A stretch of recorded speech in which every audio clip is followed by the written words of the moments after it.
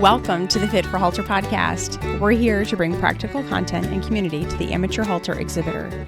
I'm your host, Amy Zabel, and I interview people from across the halter horse industry. We'll learn new techniques, hear about the hottest products, and get to know one another. If you grow in your knowledge and we gain more exhibitors in the ring, this has been a success. It's a laid-back environment. Prepare to be inspired and maybe take some notes. Welcome to the Fit for Halter podcast. Before we get started with this episode, I just want to take a moment to recognize the Fit for Halter community. This conversation would not be possible without a person who made the effort to talk to our guest, connect us, and make this episode possible. The Halter community cares about you, as do I, about helping you grow in your knowledge. So in this episode, we will learn about equine nutrition and supplements, as well as the value of testing your hay and why it's important. I'm excited to welcome Craig Sandmire and Dr. Meyer to this episode, and I'm going to let them introduce themselves. Gentlemen, do you want to tell us a little bit about who you are? Sure. My name is Craig Sandmire, and I've been working with Dr. Meyer in the nutrition side of the business here for the last 25 years. Before that, I was with a major feed company and did production animal nutrition for 15, managed a local elevator, feed store, grain plant, fertilizer plant, and just saw how important nutrition was for production animals. And then if you look at how we treat nutrition on the equine side, we have a lot of catching up to do. So it's been a great adventure for myself. I grew up on a diversified farm. My major is animal science with an equine emphasis. But this is better than what that was going to lead to. So again, been here 25 years, had the pleasure of working with Dr. Meyer, and he is outstanding in his field. My name is Dr. Dean Meyer. I'm a veterinarian. I graduated from Michigan State University. Started out in mixed animal practice. The last 40 years have just been equine practice. And myself, my family and I, we breed and raise Morgan horses, and we've bred them and shown them.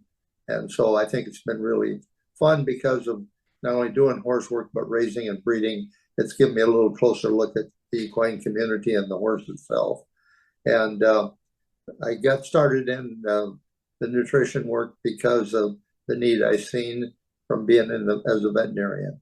And Craig and I, like I said, have teamed up together, and it's been a good partnership.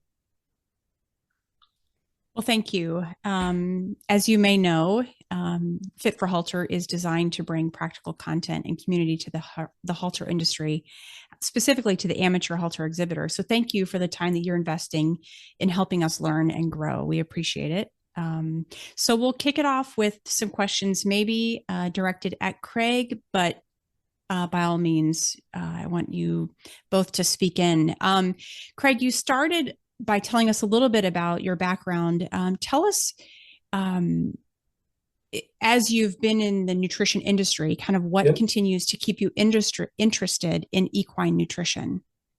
There's just so many advancements that we could do that there's a lot of assumptions made on the horse nutrition side of the equation, and there's a lot of tag dressing on the tags for the commercial feeds that are out there. We rely more on what somebody else tells us in layman's terms. Just because you won the class today, you have people asking you, well, what are you feeding?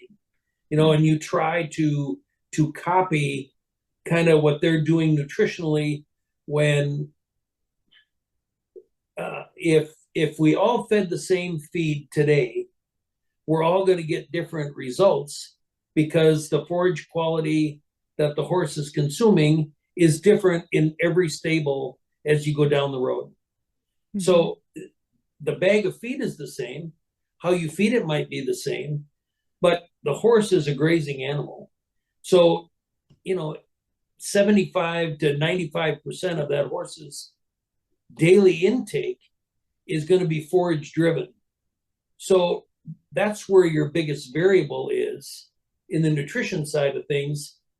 We all get caught up and lost in that tag that this feed provides, this is nutritional composition.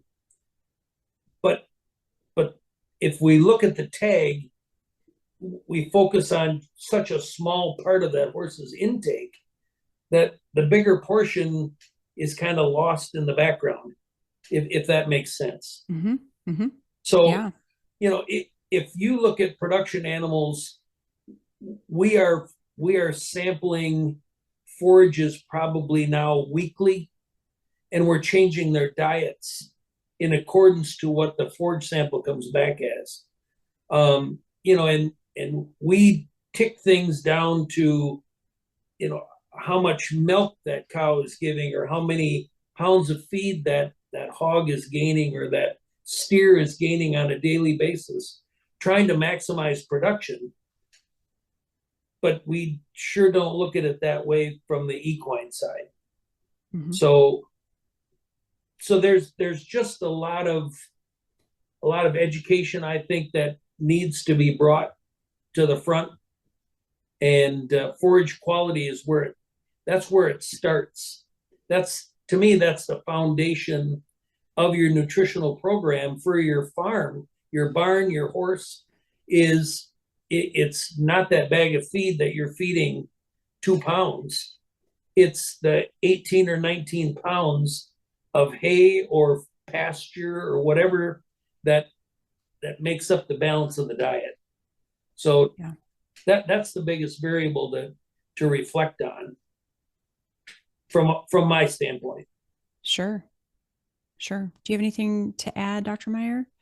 No, I completely agree with that, because we see so many metabolic horses, and you go from the metabolic horse that needs low starch to the performance horse that needs more starch. So, it varies greatly, and it all depends on the hay. So that's one of the things that we do quite a bit in our practice, is recommend testing hay. Okay.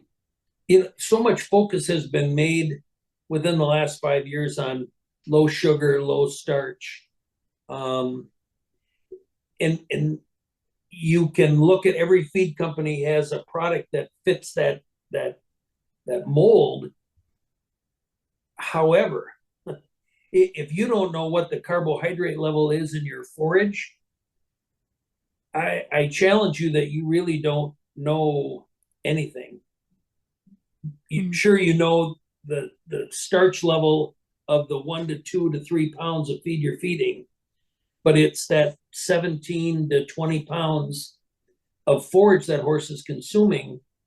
The last couple of years, we've seen such a huge variance in the amount of carbohydrates that are in the forages that we're feeding these horses, that people that have the metabolic horse, the cushionic horse, the horse that really needs to focus on low carbohydrate, their forage is such where they're still going to have major problems. It's not because they're not feeding the right feed. It's because of the unknown. The diet, if we look at non-structural carbohydrates in a metabolic individual's diet, it should be at 12% or less in the overall diet of that animal. And we've tested forages that are close to 19 to 21. You will never get there. You can soak that hay in cold water for 2 hours and 30% of the carbohydrates come out of it, but you're still never going to get it down to that safety net that is the goal to manage a horse like that. Mm-hmm. So, there's a lot there. Well, I'm going to try and unpack some of that just to expand on more of your knowledge. You may have addressed this without being specific, but what are some of the common myths about equine nutrition that you hear horse people saying, or that you've encountered, and what are a few of those that you could help us break down a little bit? Sure. Just a couple that come right to mind, but whoever you're dealing with, purchasing the hay from, if you're not making it off your own ground, it's good enough for horses. That's good horse hay without ever testing it. You visually cannot determine the quality of that forage. Again, visually, you have to take a sample, send it to a lab for an analysis, and then you can base some of your decisions off that. So that would be one. Good quality hay means something different to every one of us that we own horses. The other myth too, I think, is when you start looking at starches as well, it's first crop hay, so it should be low in starch. Right. And with the different weather patterns that we've had the last couple of years, it varies. We've had some third crop hay, which you think would be high in starch, but it was lower. Or the first crop hay, because last year was a drought, that first crop was stressed, the hay was stressed, and that was real high.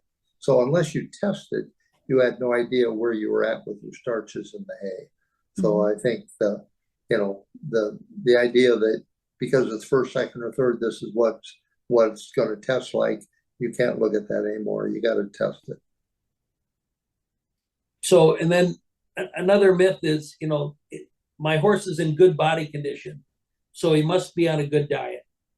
Well, good body condition is only a reflection of the amount of calories that horse is consuming. It has nothing to do with the immune system. That's something you can't see. So, just because your car has a full tank of gas doesn't mean it won't break down. There's so many other variables that influence that. The immune system is responsible for the effectiveness of your vaccines, for some of your skin allergies, for some of your respiratory type issues, rain rot, those type of things. Just because your horse is in good condition doesn't mean that horse is on a well-balanced diet if you have it. Mm-hmm. I think the other myth is too, because Craig kind of alleviated to this, was just because that horse won the class doesn't necessarily mean that they got a balanced diet. And that's what a lot of people look at. Sure. I have found. Go ahead. Go ahead. No, go ahead. Well, one of the motivators for me in launching this podcast has been to bring quality information to our industry, because we live in rural communities where we don't necessarily have access to a lot of professionals. And, we might only see each other at the horse shows, right? Like you're speaking to my personal experience where I look at other people's horses at horse shows and we have these conversations. You're so right. It's, we gain ideas from one another, but, in my professional life, I'm around people all day who can help me get better at my professional life. In my horse life, it's me and my husband, and not a whole lot of information is always readily available. So you're speaking to one of the reasons why we're here having this conversation, to bring this kind of level of content to our industry just to help us get better. You mentioned first, second, third cutting of hay. Yeah. So because I happen to know you're in the Midwest, how much does that vary across the United States? I realize that we're kind of debunking the myth that we shouldn't depend on first and second and third cutting to assume starch content or carbohydrate content, but how much variation do you see across the U.S. in first, second, third cutting? Well, I mean, as you get further west, on the West Coast, you're dealing with like a Bermuda grass hay, and some irrigated alfalfa, those type of things. We don't irrigate. Well, we don't irrigate horse hay, if you'll have it. In this part of the country, we use more of an alfalfa grass type mixture. So if you had an acre of land behind your house, and you were to harvest forage off of that acre of land per growing year, you're probably going to take 3 crops off of that. Okay, the first cutting you will harvest 50% of the yield of that 1 acre of ground for the growing year. Comes off as first cutting because it has more of the cool season grasses that are in there. So your yield is higher. Your quality tends to be a little lower because the legume presence is not as great as it is later in the year when the cool season grasses don't come back. So 25% comes off as second cutting, and then 25% comes off as third cutting. And we typically, in this part of the country, we're probably between 4 and 5 tons of dry matter per acre of land harvested per growing year. So that's why Dr. Meyer was saying first crop used to be probably was lower in quality, had a lower carbohydrate content. If you go back to our grandparents, they didn't start cutting hay till July, and they sure got a lot of bales per acre, but the quality was pretty poor. So we do a much better job of forage management, but it's still analyzing that crop after it's off to determine what your horse is going to need for the balance of that year. So, if that makes sense. Yeah. So another myth would be if you look at feed tags, you can look at 2 feed tags and compare the two, and there's a lot of percentages. It's a 12% protein. It's a 16% protein. Horses don't eat percents. They consume amounts. So you have to do the math yourself. If you're feeding 2 pounds of that feed, this is the nutrition that your horse is going to receive. If it is designed to be fed, let me back up. You go into a feed store, Amy, every bag of feed that's in that feed store is fantastic. It's phenomenal. But every bag of feed is formulated to be fed at a certain amount. Okay, so if it's designed to be fed at 4 pounds a day, but you only feed 1, you're only getting 25% of the expected nutrition out of that bag.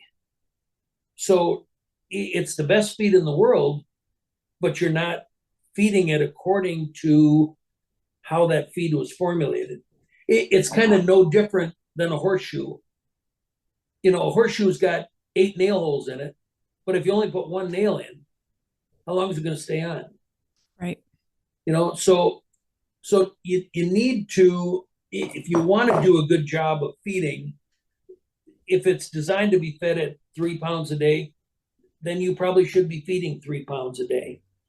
If you don't need to feed that many because your horse might get overweight because of the calorie content of that feed, you can feed 1, but now you've just kind of opened the door as why do we sometimes see supplements? It's to fill those voids that we get from not feeding that formulated feed at the right rate. So, it's kind of, you just got to sit back and think a little bit. It used to be you fed 1 pound of grain per 100 pounds of body weight. Well, if you had a 1,000-pound horse, you were supposed to feed 10 pounds of feed a day. Nobody's going to do that.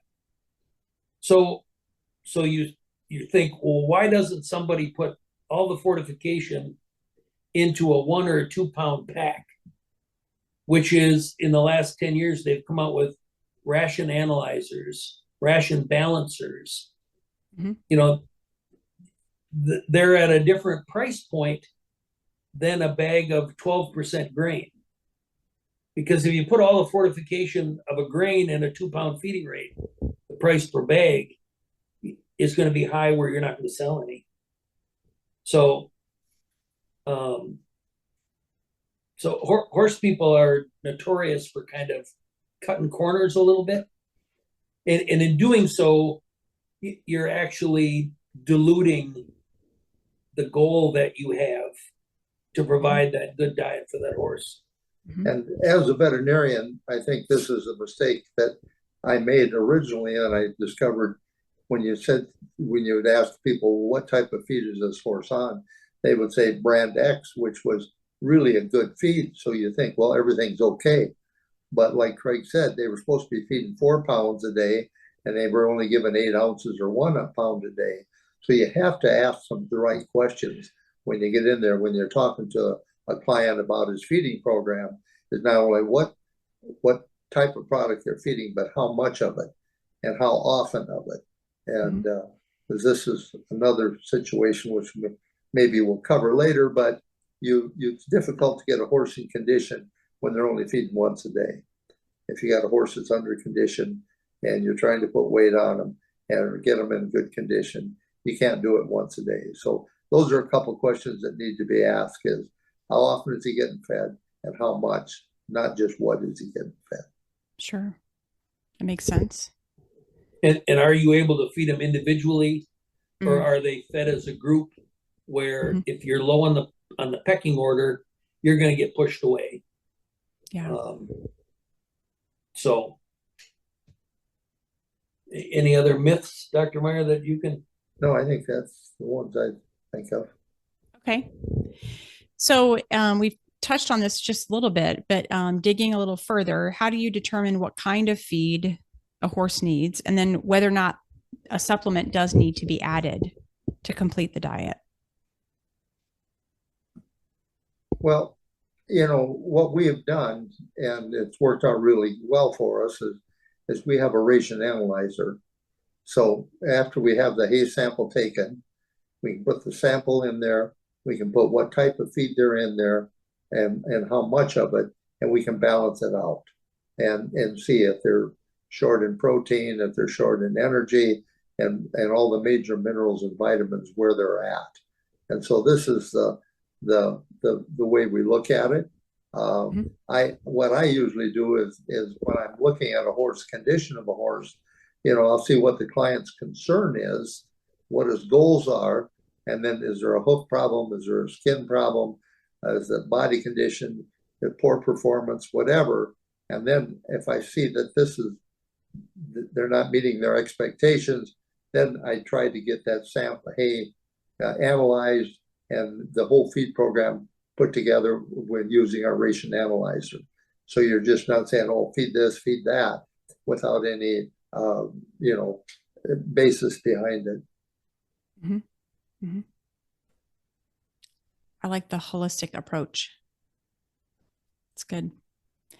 So we've talked a little bit about hay testing and the importance of that. Yep. Let's take it a step further for the owner who's never done this before. Okay. Where does an owner typically go to get their hay tested, and then what do they do with the results? Sure. I hope you can see that, but this is a hay probe. Okay. Okay. So it's a hollow. It's got a bit or a biting edge on the end, and you go into the end of the bale and you just screw this in and you fill the inside of the diameter, okay, of this tube full of the hay. So you don't just sample one bale, you would sample a composite. So you would take 8 or 10 different bales and you would probe into these, and the stick pushes the hay out into a Ziploc bag, and that's what you send to the lab. Okay. It's not grabbing a handful of hay from a bale and putting it in a bag, because the analysis you get is only going to be from that handful that you grabbed. So this goes, halfway through the bale, or if it's the big square bales that they're feeding, you go to both ends. but that gives you more of a uniform representation of the forage that you're testing. Okay, so not everybody's going to have one of these, but all the county agents that are in your county, they should all have a hay tester or a hay probe. So again, don't take your hay to the feed store and have it tested. Have somebody come to your location and sample hay that you have available to you. Okay, we sometimes do a lot of sampling before somebody buys a load of hay, so that they know kind of what they're buying before they buy it. Mm-hmm. So again, if you go into a feed store and there's 10 bags of feed against the wall, probably the protein's going to vary a little bit, but the price tag on each lot of feed is going to change. So you buy the feed based on the analysis of the tag that's sewn to the bag. But yet we buy a bale of hay as a bale of hay, and there's no quality assurance. It's all an unknown. Mm-hmm. So again, those bags of grain might vary 1 to 2% in protein. Hay, you can sample grass that might be 6% protein, and then you can sample somebody that has some alfalfa hay, and it's 22% protein. So those two hays are not worth the same far as a cost per pound or per ton, but yet that's how we buy them. Mm-hmm. We buy a bale of grass right now for probably pretty close to what we're buying a bag of or a bale of mixed quality hay. And that's just, again, it's an assumption, and you know what happens when you assume. Right. So and I think the other point of this here is he's talking about the protein and the nutritional content of that. When he mentions how much it is per ton, you really should be buying it by the ton, not by the bale. I have people say, well, I'm only paying $5 a bale for hay, but they're only 25, 30-pound bales. And if you're paying $5 for a 50-pound bale, that's quite a difference. So you need to buy it by the ton, or at least weigh the bales and see where you're at, right, to go from there. Yeah. So once you find somebody that has a probe,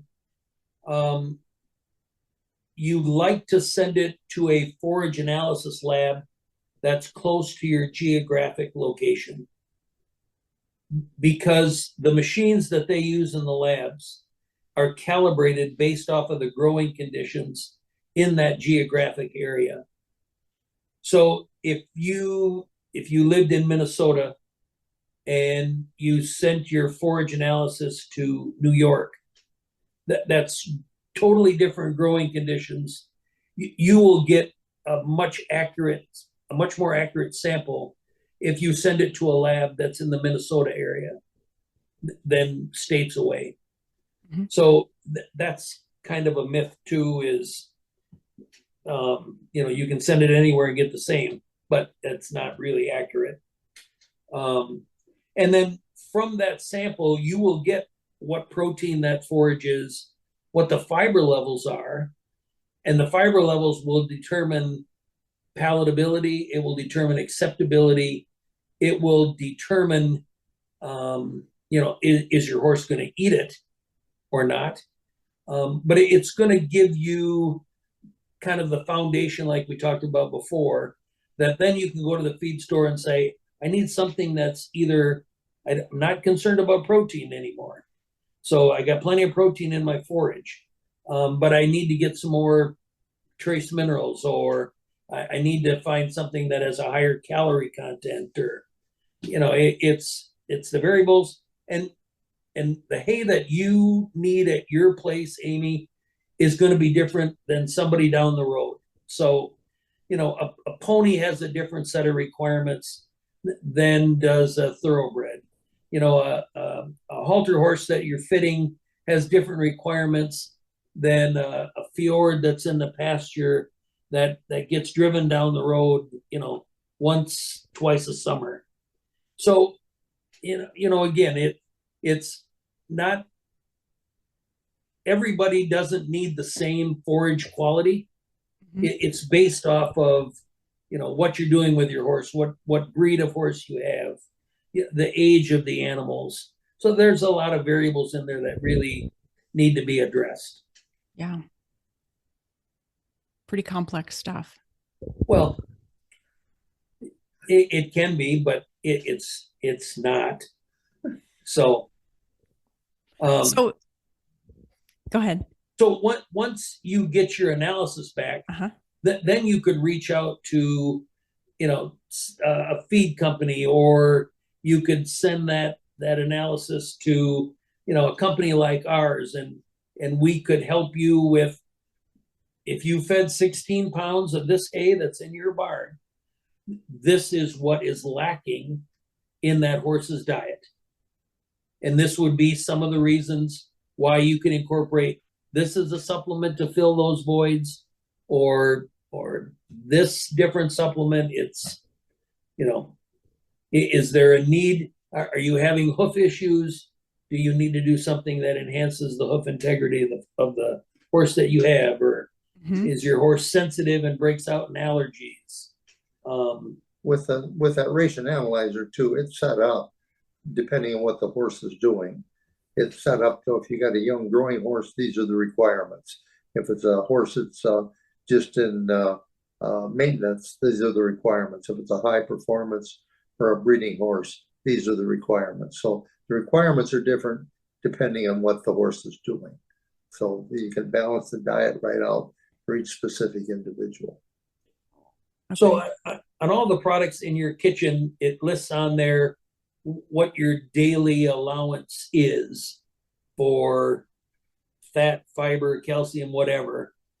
So there is, on the animal side, there is the National Research Council, and they come up with the guidelines that's just a step above a deficiency.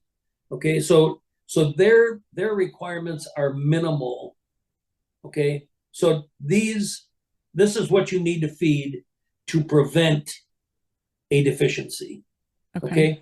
And a group of academia people get together every so often. It's not annual, but sometimes it's 3 years, sometimes it's 5 years, and they come up with those numbers. We have discovered, Dr. Joe Pagan has a company called Kentucky Equine Research, and they're looking at not the minimal requirements, Amy. They're looking at what are the optimal requirements for optimal health, for optimal performance, not minimal, but optimal. And we have used those as our guidelines for the last 25 years. Yeah. And I just think it gives you as the horse owner maybe just a little bit more fortification to not experience a deficiency or a hiccup in the health of your animal. So we use KER's guidelines to balance that diet out. Yeah, go ahead. Do you have something else to add? Anything with that, No, Dean? no, I think that covered it. Okay. So I'm curious about, you've covered balancing the ration. What about some of the common supplements like joint support? You mentioned a little bit about vitamins and minerals, and then like probiotics and their benefits. Yep. Tell us a little bit about some of the other categories that horse owners cover or add to the horse's diet, and just some thoughts about that. Well, I guess I think that's one thing I like about the ration analyzer. You can put in there what you're putting in. I mean, people supplement supplementation is necessary, but we see different things. We see where they're not supplemented enough. We see the other end of it where they're supplemented way too much.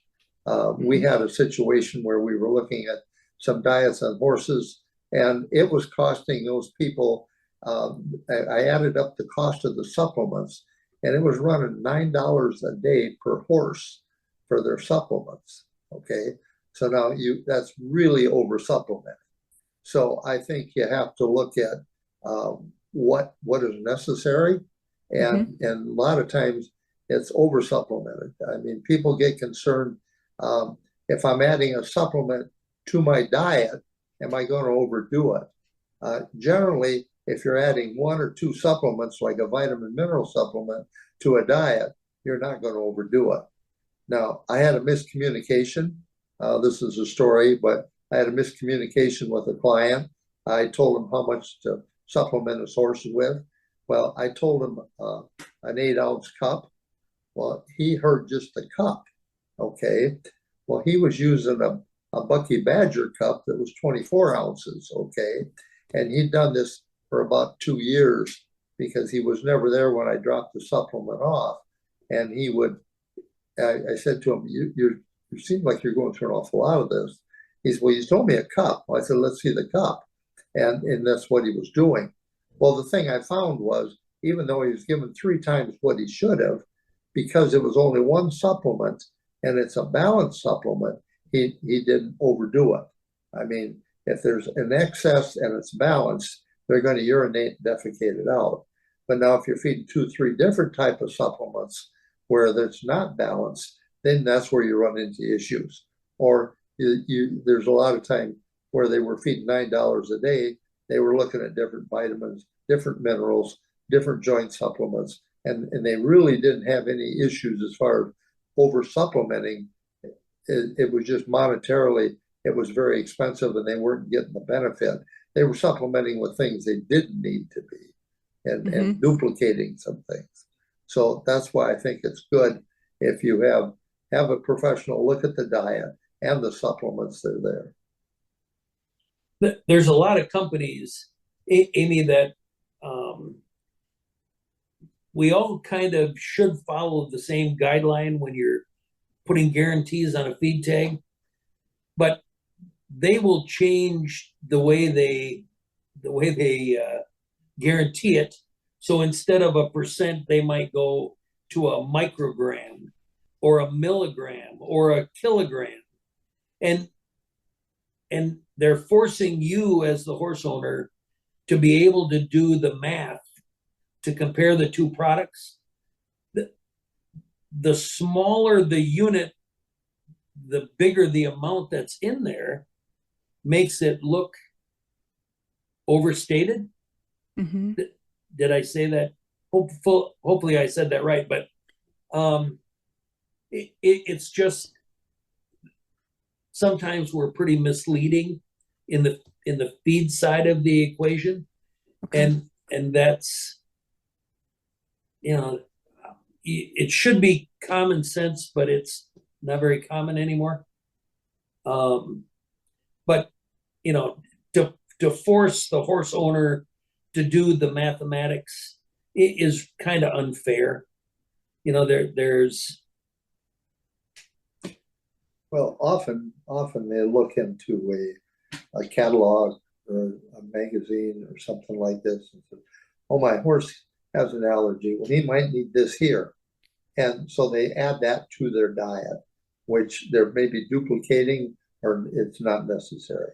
I think that's the thing that I run into is a lot of times they're using things that are not going to be useful for that situation, or they're duplicating it, and that's where they run into problems. And or they could use it for a short period of time and not for the rest of the horse's life. There's a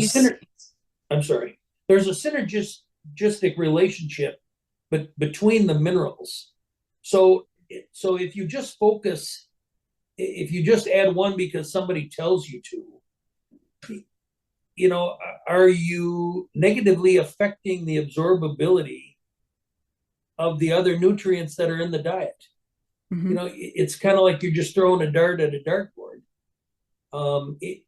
It's not really the best way to do things. Just to make it more complicated for you. So when we make a feed tag, the guarantee is based off of how many pounds of this ingredient we use that has, let's say, 45% active ingredient. Okay, so it's a mathematical equation. The amount of pounds that we use times the active ingredient equals the percentage. Okay, Mm-hmm. but that has nothing to do with the absorbability. Okay, it just gives you a number that again is a equation. Mm-hmm. So if you go home and you look at your 1-a-day vitamin that you take, or you go to the barn and you look at some of the feed tags that you have, it lists the elements or the minerals, and then it will list the what word am I looking for? It will list the whether it is a oxide form of mineral, or whether it is a sulfate form of mineral, or whether it's a protonate source of mineral. And you're saying, you know, that what does that have to do with what we're talking about? Well, the sulfate form of mineral they feel is 100% absorbable. So everything the horse ingests, everything you ingest that uses a sulfate form of copper, zinc, manganese, cobalt, you should absorb that 100%. Okay. The oxide form of that same mineral has the same active ingredient, but it's 60% as absorbable to the sulfate. Okay, but they never tell you that. So this is copper sulfate. Okay, this is copper oxide. Based on absorbability, there's the same amount of copper in each pile. We can't see the one on the bottom. It's full. Oh, okay. Okay. So that is based off of absorbability. Mm-hmm. These two piles are equal. Okay. Okay. Then the third type of mineral, we used to call them chelated mineral. Mm-hmm. But now we call them organic because it makes everybody feel better, because they say the word organic, but it's not Mm-hmm. grocery store organic. Organic mineral are bound to an amino acid, and amino acids are absorbed at twice the rate as the sulfate. Okay, so here is the same amount of organic copper in this, which is this full, compared to the hold that up for us a little bit? Ooh. Okay. Yep. Okay, compared to the copper sulfate, compared to the copper oxide. Okay. So how do I take a feed tag and how do I make that bag? If I'm trying to lure you based on price, mm-hmm. I use the organic form of mineral, which makes it less expensive, but it also, you don't get the absorbability. You get 60% the absorbability. So that's what I'm trying to get. It's kind of misleading. Sure. That's how a feed company can put the same tag on a bag and say this is the same as that, but they're using the oxide instead of the sulfate or the organic. And the horse is the one that pays the price because he's not getting what he needs. But the owner thinks he's getting a deal, right, because the price is the same. Mm-hmm. Mm-hmm. Okay, which now I'm going to complicate it one more time. Is you asked about synthetic versus natural, mm-hmm, as one of your questions. Uh-huh. So vitamin E is, mm-hmm, an elephant. Yep. Vitamin E is guaranteed. It's the only thing on a feed tag that's guaranteed based off of absorbability. Okay, so the guarantee is 100%. So if we guarantee something to be 100 units of vitamin E per pound, whether it's natural, which has a higher absorbability, it's an organic, versus a synthetic. We overfeed the synthetic to equal the concentration of the organic or the natural. But yet, based off of absorbability, it's the same. Mm-hmm. Okay, that's a huge misleading statement from the majority of the companies that are out there. That's one of the common myths. They say, well, you got to feed them the natural vitamin E because it's much more absorbable than the organic or the synthetic. But it is. 100 units is equal to 100 units. So if you're feeding 1,500 units of synthetic, you're going to get the same you would from 1,500 of the natural. Well, they say, well, why not just feed the natural anyhow? Because it's a lot more expensive. And so what I see people doing, feeding the natural, and they're only feeding maybe 2,000 units to a deficient horse, and they should be feeding 5,000 units. So that's the difference between the natural and the synthetic. And really, that's the only one that we're dealing with is vitamin E. Mm-hmm. Yeah. So if I'm over supplementing my horse, either not just the scenario where I'm spending too much money, but I'm technically over supplementing my horse with something, what are some signs and symptoms that I would see? And what's the simplest way for me to avoid it? Well, I think from my standpoint, if I look back over the years I've been in practice, I can't really say I've ever treated a horse that was over supplemented that caused a metabolic type situation or a systemic situation in the horse where he was ill from being over supplemented. Okay. I've never seen that in a horse. I've seen it in other species when I was doing mixed animal practice, but I've never seen it in the horse industry. You know, and the only way you can prevent it, like I said, is put everything out there, put it on the ration analyzer program, and see where you're at. Okay. All right. Is there any truth to the time of day when an animal gets a given supplement and its effectiveness based on physically when it's given? Sure. Okay. So not so much on a supplement per se, okay, Amy, but if you look at, if you feed a feeding of grain to your horse tomorrow morning at 6 o'clock in the morning, and it has grain in it, so it has some carbohydrates, it has some starch, you know, 2 hours post feeding, the insulin level or the glycemic index of that horse will go up. Okay, and it's no different if you were a diabetic. If I was you and I ate the same thing, I'm a diabetic and you're not, my insulin value is going to go higher than yours, and it's going to stay higher than yours for a longer period of time. That's just a complication with diabetes. Mm-hmm. So I grew up, we had pleasure horses, and we would feed grain on a weekend, throw them in the trailer and go to a horse show, and then you got to lunge them for an hour because they were just stupid. Well, the grain that we fed them bumped their insulin levels up, which kind of gave them more of an excitability, if you'll have it. Uh-huh. And so they were just showing us what we caused. You know, we caused it. It wasn't the horse. So, you know, we tried to time maybe feeding of grain to try to get more of a desirable response in the horse. If you're running the Kentucky Derby, you want to feed a couple hours before you're going to get to the gate. If you're running a barrel horse, you want to again, you know, it's not going to be seconds, but sure, but it's the tweaking of the diet.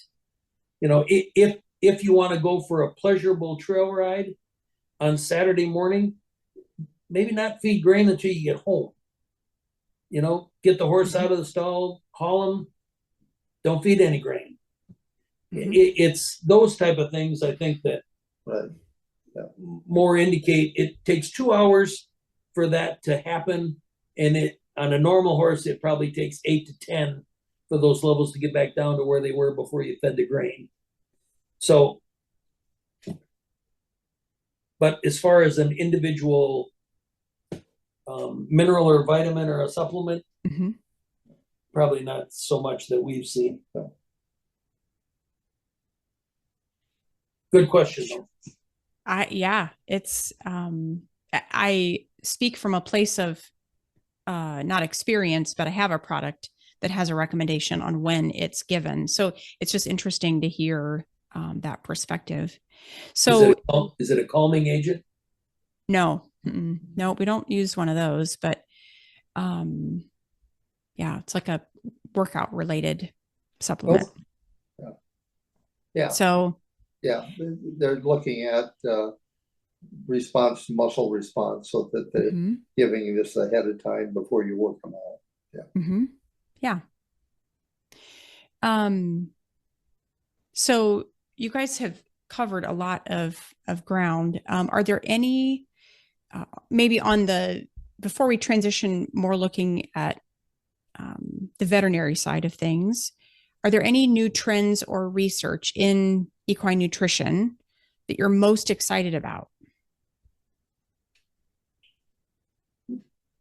We refer a lot of the research that we use comes from a company called Zinpro Corporation, and they're out of Minnesota.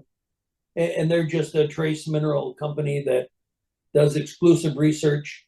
So, you know, things in regard to immune response, things involved in enhancing the quality of the foot. You know, the cliche is if you have a horse with a bad foot, you need to feed biotin. You know, that's not the only answer. There's a lot of other things that you can do to enhance the quality of that foot, other than the biotin that we grew up with. So that the big thing that if people would look at the biggest influence you can make in a horse is probably in utero. Okay, so if you want to buy a candidate that you want to be successful with and try to have the healthiest horse you can, you got to find out who's doing it right during the gestation period of the mare. Because the foal that is born to that program is going to be by far healthier than a foal that is born to minimal inputs. This is basically what got me involved into nutrition, was the developmental orthopedic disease, which is basically what happens when the mare isn't fed properly. And so that's what really got me into it, because I was running into so much OCD, epiphysitis, angular limb deformities, clubfoot, all clubfoot, and all these type of things that we were running into. And here the whole thing boils down to getting that mare on a good diet, because the immune system, the skeletal system, all these things depend on their enzyme systems, which are regulated by the different minerals that they get. And so this is a critical point. And there's just so many, and not only from the foal standpoint that's coming out, but from a reproductive standpoint of that mare and the stallion. So, I mean, that has been one area that I feel real strongly about, that is very important to look at, is that mare while she's pregnant. It even starts before she's pregnant. Yeah. You know, you got to set her up for success. Yeah, I mean, we've had horses that that we had difficulty with getting pregnant and just adjusted their diet, and you see the difference. And and the same thing with the stallions nowadays. I think a lot of the stallion infertility problems we see are probably because of the poor nutrition that mare had in utero when that young stud was in utero. That's where the whole problem starts. And I think that's why we're seeing more infertility problems in the stallion, is because of the infertility or the nutritional status of the mare. Again, the production animal side, Amy, if you look at a dairy cow, you start bumping her plane of nutrition up 60 days before she's going to calve, before she's going to give birth. And then you keep that level of nutrition high, and the dairy farmer, they don't start to rebreed her till 80 to 100 days postpartum. Okay? But a horse, she foals, and there's a lot of people that try to get her bred in her foal heat, which is 7 to 10 days postpartum. So, it's just nutritionally, there's a bigger picture out there. There's more help available if we choose to take it. Well, and part of the problem too with that mare is, in a lot of situations I've seen, is they'll have the mare on maybe a good nutrition plan, and then that foal's born, and depending on the situation, I've had them where they went out to pasture, and they were doing good quality pasture or hay, and they weren't getting any supplement or grain, and then you had that mare would be deficient. I had one where this foal had an angular limb deformity, and I checked, well, we had him on a supplement. When did you start it? Well, a month before she foaled. Well, like Craig said, it should have been before she was even bred. So you gotta look at the time and how long and how much. We've had a couple of folks on as guests who we've touched lightly on broodmare care, but not to this depth. You mentioned infertility issues with the stallion. So we do a lot of ship semen, not just in the halter industry, but across the horse industry. We are shipping semen. Do you think that, and of course, some stallions ship better than others. Right. Do you think that their nutrition and not only in utero, but during the breeding season has an impact on shippability? The quality of their semen once it arrives to the breeding farm. Do you think there's an impact there? Oh, definitely. I mean, there's so many different factors. There's a lot of research been done, with different types of omega-3 products that you can feed the stallion that supposedly help the semen, production and viability and all this thing. And they do help some, but you see some stallions that are just notoriously poor shippers. Okay. And you can collect them. You may have to collect them. You may have to centrifuge it down and dilute it, and extend it to try to get good quality semen. Where then you have the other stallion, you can collect them and extend it, maybe leave it set on the counter for a day, and it'll still breed and get pregnant. I think the difference between those stallions probably goes back to what I was talking about. It was what was the nutrition of the mare when that stallion was in utero. And I think now there may be some genetic factors, but to me, it's always difficult in the equine industry to determine what is genetic and what is management. Okay. Because you see a lot of certain bloodlines that they manage it all the same way.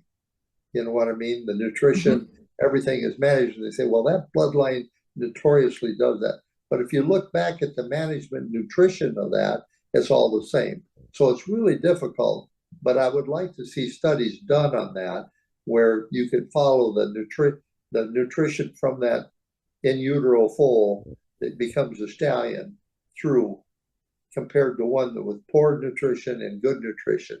because I think a lot of that starts in utero, and a lot of that is hard to change later in life. You can improve it some nutritionally, but some of them you can't. It's good stuff. The influence you can do in utero far exceeds anything you can do after the birth of that individual, and then you supplement after birth. They will never be the same. So as much as you can try, you will never achieve. And that's kind of what Dr. Meyer is focused on, is called generational nutrition.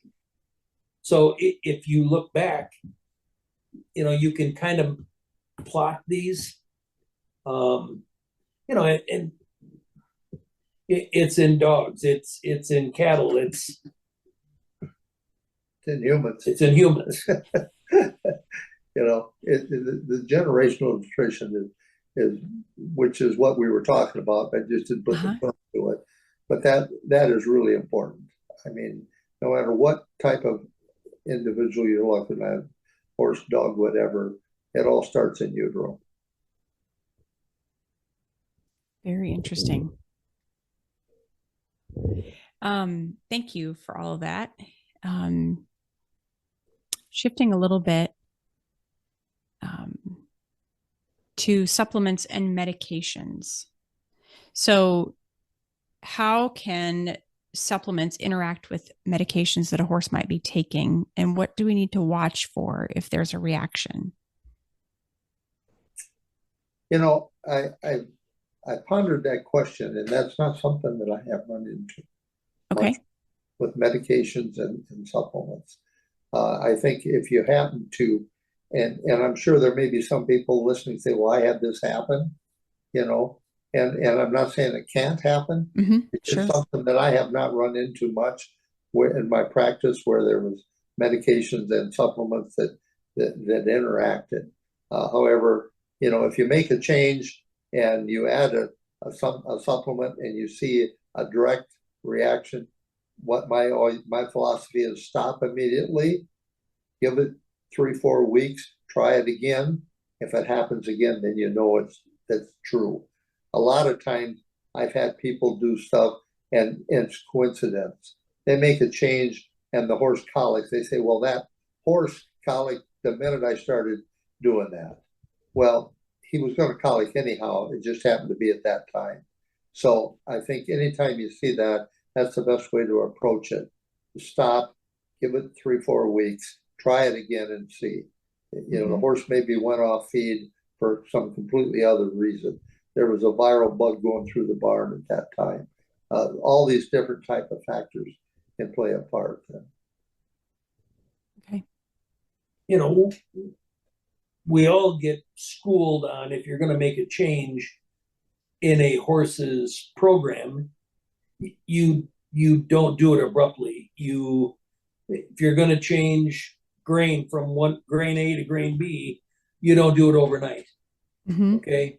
You slowly decrease the one as you slowly increase the other. It's allowing the health of we now want to call it the microbiome, which is the gut. We try to keep the bacteria in that gut more consistent, because if we break that cycle, then we're going to have some issues. So if you're feeding last year's hay and you get a fresh load of new crop hay in, and you go from hay A to hay B, you're setting yourself up possibly for an experience. You should slowly decrease the hay that you're feeding as you gradually increase the hay that you're going to go to. No different than grain. One thing you mentioned of interreactions here, the one that really comes to my mind that I think I've seen is there's a lot of people will get on a supplement for some reason and things change. It doesn't mean it has to be a lifetime, of doing that. One of them is calming agent. magnesium is in a lot of calming agents, okay? And everyone I look at has got about 5,000 milligrams of magnesium daily, okay? Well, if he's already on a supplement getting the accurate amount of magnesium, then you're adding 5,000 more to it. The magnesium will tie up calcium, possibly some other minerals there. So I'm not opposed to feeding magnesium as a calming agent, but I would do it on a short-term basis, a couple days before the horse show or whatever, not for the whole life of the horse. Because I've seen horses that have been on that long-term that start having some soft tissue issues. I think it's related to the tie-up of calcium. Makes sense. Such a intricate web of interactions, counteractions. Right. Yeah, very interesting.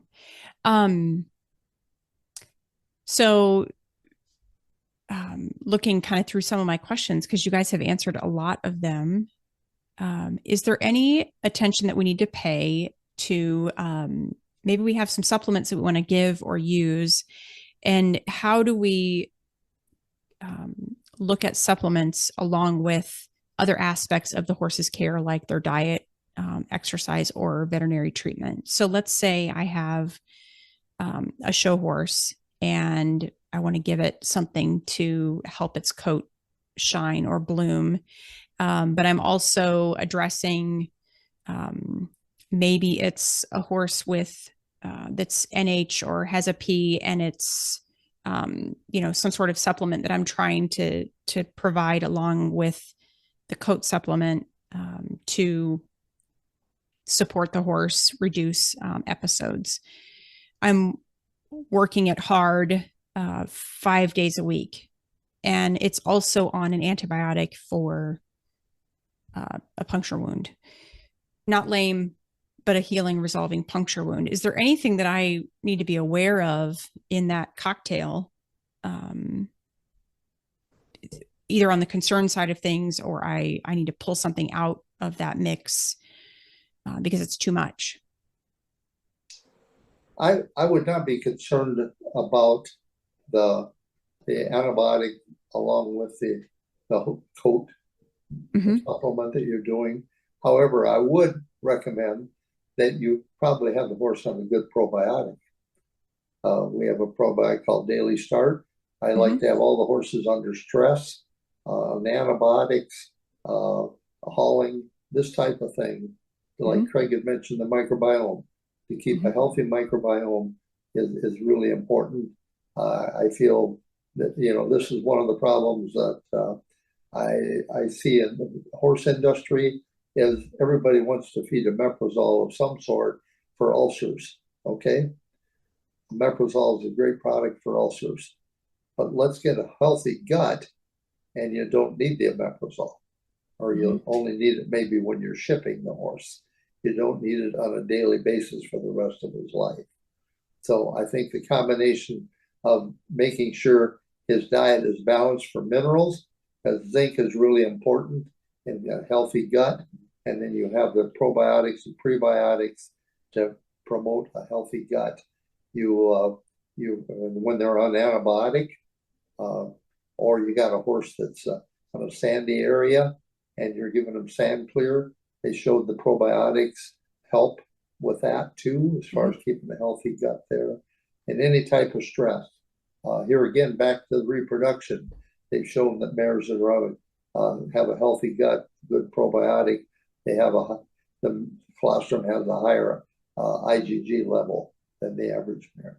So I think the healthy gut part of it is really important. If you have a horse with ulcers, like Dr. Meyer was alluding to, that's a 28-day treatment.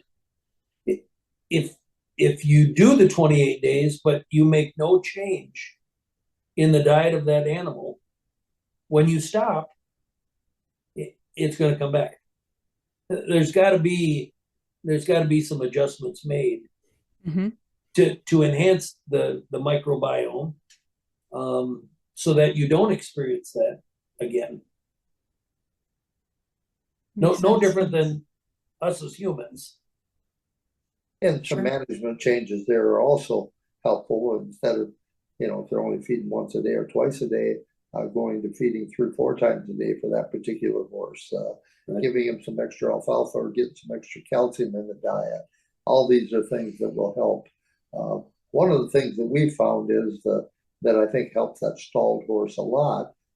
This was Craig's idea at one of our stables that we really made some changes on, as he went to a slow feeding nets, so that when you fed the horses, they would have quite a few hours to get through their hay, rather than giving them 10 pounds of hay and having it done in an hour. It now took them 5 or 6 hours to eat it. That makes a big difference. Mm-hmm. That makes sense. Yeah, those are pretty common, the slow feeders. Yep. Okay. So, you have a company that sells supplements. Let's talk a little bit about that and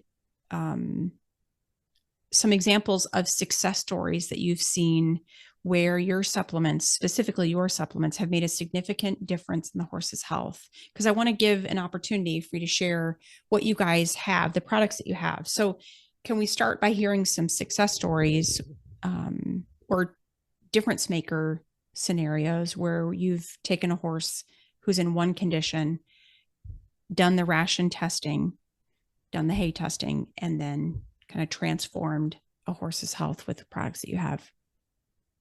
I'll give you some success stories I've had that where in practice where we've made changes that really help.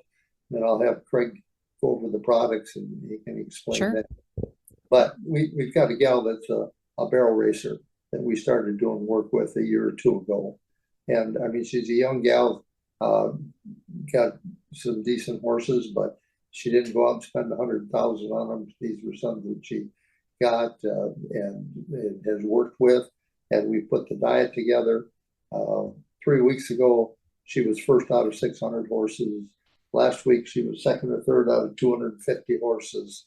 And Craig has worked with her on her diets, and it's just made it. The horses are running good, they're sound, and they have a beautiful hair coat, good quality foot. It's been fun. We had a lady that was an endurance rider, and we worked with her on her diet. And she had a 100-mile race. She came in 2 hours ahead of everybody else. So wow, really, really good. From the reproductive side, I've got 2 guys that have horses. The one did everything like I recommended. Had draft horses. His mares all foaled out, beautiful foals this year, and bred back. The other guy, same horses, etc., didn't follow directions. Has lost half the foals because they were weak, angular limb deformities, etc., and only one mare is bred back. So I mean, and they're right together, and seeing the difference that makes makes you feel really good. The other area I've seen really good is on the metabolic horse. Okay, and the breed I raise has metabolic issues, and seeing what a good diet does for those metabolic horses, and not only a good diet, but actually going farther and using the organic minerals on these metabolic horses, I think is a key factor. Everybody wants to get that pushing horse on a low starch and unpergolide, and these are all important. You have to do it, but I think it's one thing that's really overlooked is the mineral balance and looking at the minerals in that diet. And they're older horses; they don't absorb as well. So having a probiotic like our Daily Start, along with our organic minerals, really makes a difference in that horse. And I've had quite a few of these metabolic horses that I think we've preserved for a lot longer by doing that. Okay. Before we transition to supplements, can we just talk a little bit about metabolic horses? Because in the halter world, that might mean some different letters than the metabolic horses that you're talking about. You have Morgans, right? Right. So, have you seen any instances where halter horses with one of those metabolic issues has been helped by the work that you're doing through Right. supplements and nutrition? Mm-hmm. You've dealt with the halter horse more than I have. Mm-hmm. I don't know how to answer that. The horse is going to be healthier, no doubt. Uh-huh. Are the symptoms going to be as severe? Yeah, there's an awful lot of other things. Nutrition is something you can get your arms around. Okay, Mm-hmm. if you find out all the variables, you know all the moving parts. Mm-hmm. The breed of the horse, the metabolic rate, the genetics. That's all something that's out of our control. Mm-hmm. That makes sense. So, you have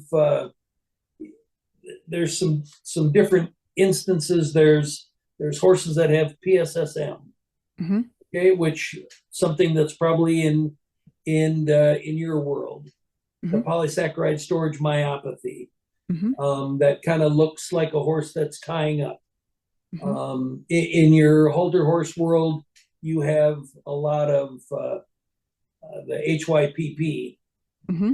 individuals, and to me, they're the hardest ones to feed because you're trying to find a low potassium source. Okay. Mm-hmm. Well, what I didn't mention about forage testing is on that acre of land that you make hay on, Mm-hmm. you're going to be encouraged to fertilize that ground to get regrowth of that pasture or that hay ground to come back. And the Okay. major component of what you're going to use to fertilize that hay field is potash, which is potassium. So we see an increase in uptake of potassium in that plant, which now makes feeding that HYPP horse really a problem. Yeah. So, I mean, you need to find some roadside grass that hasn't been fertilized, or Yeah. that's a tough one to do. Sure. Sure. Well, I appreciate you having built our conversation on testing our hay, because if we don't know the level of potassium in our hay and we have an NH horse, we might be battling our own self in our own program in trying to care for that horse effectively. Right. The majority of diets we do, the potassium is well over 200% in pretty much every diet we do. And that it's all coming from the forage side of the Mm-hmm. equation. Mm-hmm. So you could feed a feed that's incredibly low in potassium or not have any potassium present. Mm-hmm. But if you don't know what your potassium level is in the hay, Yeah. not to be rude, but you don't know anything. Right. You don't I mean, have, you can't see the dials. Nope. Can't see the dashboard. Yeah. We've had a lot of people concerned, with our supplement, how much potassium's in there. Well, they're only maybe feeding 4 ounces or 8 ounces of it. So that's nothing compared to the 20 pounds of hay they could be high in potassium. Sure. Yeah. Well, thank Our you. product is like 1% potassium and you're only feeding 4 ounces. Yeah. Okay. But your forage is 3.5% potassium and you're feeding 20 pounds of it, which is the biggest. Right. What's the bigger skeleton hanging in the closet? I think one of the things that you have to look at with that halter horse too is the vitamin E levels. I think those are really important, vitamin E and selenium. If you're feeding quite a bit of grain to that halter horse, your selenium levels are going to probably be okay. But vitamin E, if they're not on pasture, if they're on dry lots or that type of regimen, yeah, you need to look at vitamin E. And that's something that we do a lot of. We do a lot of vitamin E and selenium testing. There's certain areas that I practice at where the short grazing season is shorter and the horses are more dry lot and poor quality roughage. and I run into a lot of vitamin D and selenium deficiencies. So All right. that's something to consider. And that's one of the few things that you can draw blood on and check for is vitamin D and selenium. You really can't get a good handle on your other minerals by blood testing, but those are two that you can.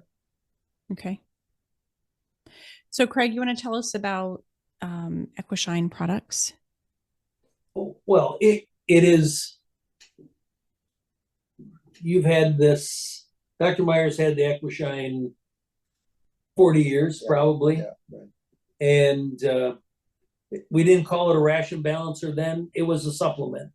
Uh-huh. And it is, we don't even have ration balancer on the bag, but that's pretty much what it is. It's not a protein source. It's like you taking a 1-a-day vitamin. It's all the essential trace minerals that you need and all the vitamins that you need. So we have that. That's a standalone. We have an all organic mineral and vitamin that is for those high stress individuals, those horses that have reproductive issues, horses that are born that are compromised, that have angular limb deformities, or some of the issues that Dr. Meyer was talking about, the fasciitis, the OCD. You know, that organic pack is kind of meant for kind of straightening those individuals up. That older horse, we have it in a granulated form, the Equishine, that is fed at half the rate, but the nutrition is the same as the pellet. You just feed less, and but that feeding a granular to a light horse in their own individual stall, they get pretty fussy, and they'll leave a granulated product typically in the bottom of the feed tub. Where that's where we came with the pellets, because then there's not a palatability issue at all. We have a probiotic. We have one designed to enhance the microbiome, to regenerate the villi of the gut after there's been some stress that has occurred. We have a straight vitamin E product. We have a metabolic pack that we use the trace mineral chromium. Okay, and chromium helps muscle regeneration. So we use that for those athletes as well as those metabolic individuals where we're trying to keep the blood glucose rate from climbing up and causing an issue. We have a joint supplement that's a powder, not a pellet. That's glucosamine chondroitin. And then we use yucca. A lot of joint compounds have MSM in them. MSM is not an approved feed additive. And we are regulated by Department of Ag, Trade, and Consumer Protection and the FDA. We cannot use those products because they're just not approved. So if you're feeding a joint supplement that's got some MSM in it, they're not under the regulatory regiment that we fall under. So, well, we have a product that has some flaxseed meal already into it. You know, everybody, if you want to get into a nutrition conversation, they talk about protein requirements. Well, a simple stomached animal, a horse, does not have a protein requirement. They're amino acid driven. And the first limiting amino acid is lysine. And so this product that Dr. Meyer was describing, we have a high dose of lysine in there to make those amino acid deficient horses kind of snap back a little bit. So we really like the products that we have. We feel we can help a variety of people out there. Yeah. And but again, it all starts with a forage test. because if you want me to design the best feeding program for your horse, and I don't know what your hay is, I don't know why you'd pay me to do that. Yeah. So if I have gotten my hay tested, Yep. and I've listened to this episode and I'm like, hey, I want to check these guys out. And I have a report from a lab, Yep, with results of my hay. Then what? What do I do next? you can either call us or you can email us your forage sample. Give us a contact information that we can talk to you. What breed of horse do you have? What are you using that horse for? And we can say, okay, this is what that horse's nutrition program looks like today. We would suggest that you hone in on these few things to tweak the diet a little bit. Okay. So, but that's where it starts. And then you would make recommendations on supplements to add. Okay. And is there a fee for that assessment? No. Okay. There's a fee. It'll be a lab fee for you to get your forage analysis done. Okay. It's ours is, we charge $30 for a sample. Okay. And we send it to a lab right here in Wisconsin. We'll get the results back in 2 days. Okay. So it's a pretty fast turnaround. Okay. So, and your website it's under Doctor's Choice Supplements, or they can just look under Equishine. It'll get you there. Okay. So, right. Well, I will say that our friend who connected us has been in the halter industry a long time, and she believes in what you do. So thank you. Is there anything else that you want to share before we sign off? Anything we didn't cover that would be important for you to share at this point? One thing that you had mentioned, that you said, where can you look for articles on nutrition? Uh-huh. And I think that there's a couple companies that have research projects, research papers and things like that would be helpful, that I really trust, is KER, Kentucky Equine Research. They promote, put out some really good articles on nutrition. Zinpro, the company in Minnesota, they do a lot of research and have some really good research too. That would have some papers that would be helpful. Okay. I can tag them in our social media post. Okay, sure. Okay. Anything else? That's all I can think of. Awesome. Yeah.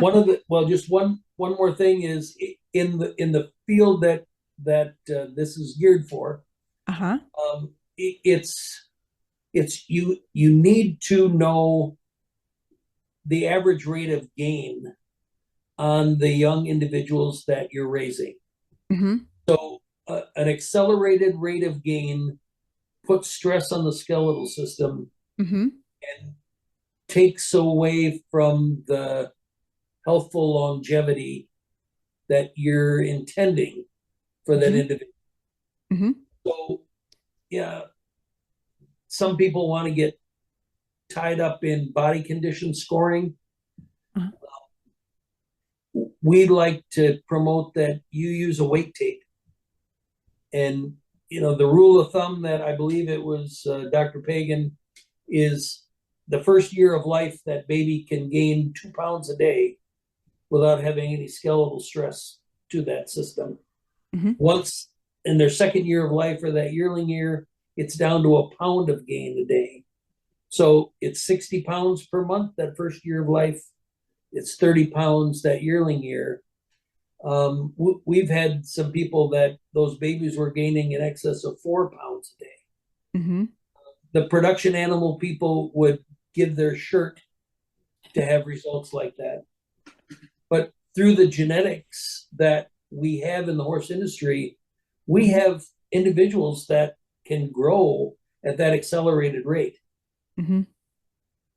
But there's another side to that equation. Sure. Is that should be controlled to kind of prevent issues that are going to affect the longevity of that horse. Mm-hmm. But I think in the halter industry, where you want the size, the growth, and stuff like that, the nutrition becomes even more important, right? To make sure that that mare is taken care of, that that baby's having a good diet and everything. And Agreed. it's ultra, ultra important there. Yeah. Which goes back to in utero. Right. Right. Yeah. It's good. We kind of came full circle. Well, thank you to both of you for the time that you've taken to educate us, inform us, give us some new perspectives, some new products, some things to consider, testing our hay, and just paying more attention to the analysis of and the feeding of our horses. So thank you. We appreciate your time and investment in our industry. Well, thank you for the opportunity. We appreciate Absolutely. it. We appreciate Alrighty. it. Thank you. You are welcome.